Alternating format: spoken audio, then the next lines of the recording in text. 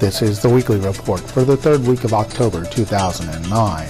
Meteorologist Amy Godsey provides us with an update on current weather conditions and a look at the tropics.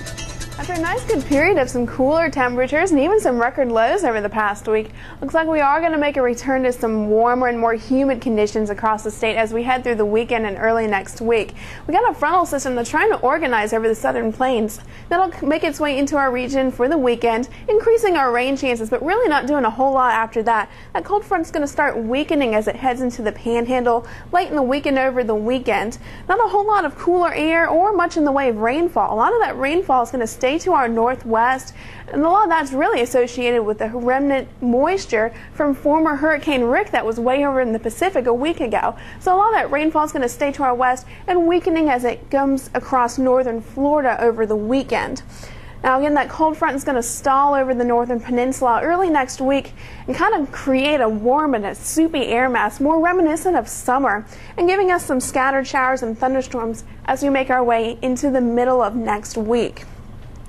Now, we've been looking at a rip current risk. Some stronger winds have been coming across the state over the past week, elevating our rip current risk primarily along the east coast, and that'll continue through the weekend, especially along the Florida Panhandle through Sunday, and then continuing across the east coast, mainly south of Cape Canaveral through the weekend and as we head into early next week.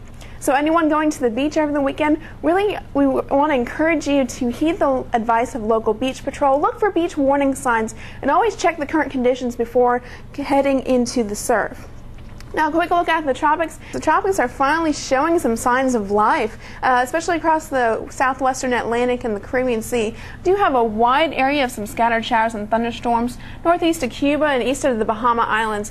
Really not expected to develop from the National Hurricane Center, but some of that moisture could come west towards the Florida Peninsula over the weekend, and that will help increase some rain chances as well. But again, development is not expected.